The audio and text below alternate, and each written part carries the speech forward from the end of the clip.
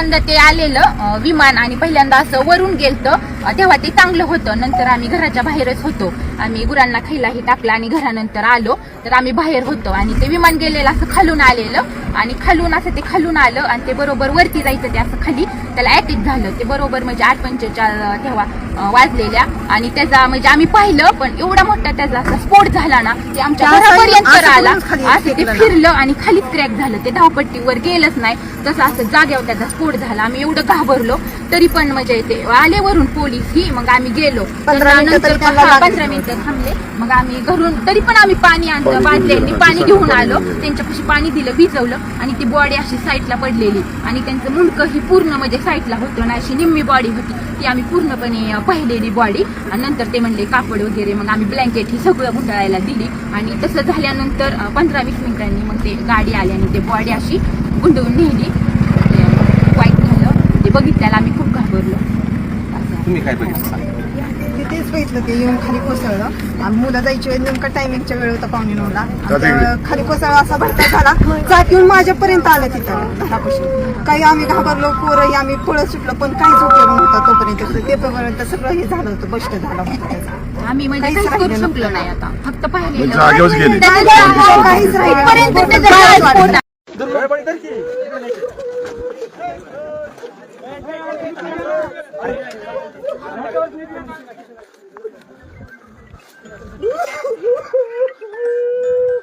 साहेब फार वाईट घटना घडली, फार वाईट घटना घडली. हॅलो, फार वाईट घटना घडली. हो हो हो.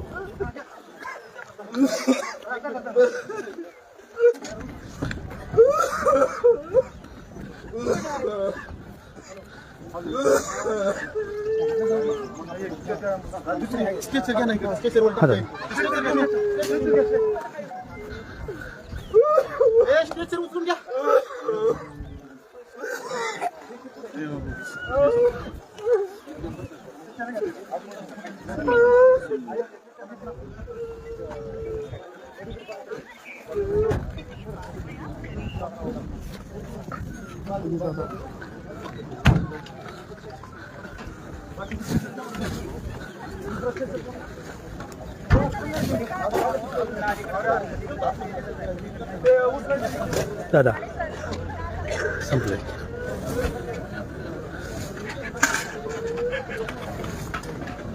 हो हो हो हो काढले. आता ॲम्ब्युलन्समध्ये चालला. बहुतेक बारामतीलाच नेत असतील.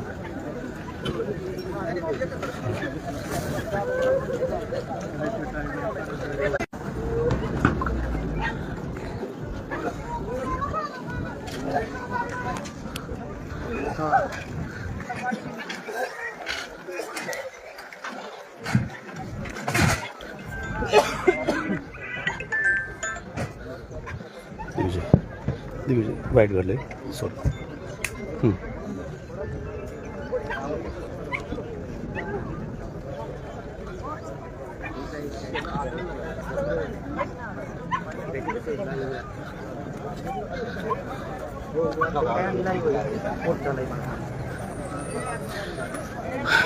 बारामतीच्या विमानतळावर काही वेळापूर्वीच उपमुख्यमंत्री अजित पवार यांना घेऊन येणारं विमान वैमानिकाला धावपट्टी नसल्यामुळं धावपट्टीच्या खाली पडलं आणि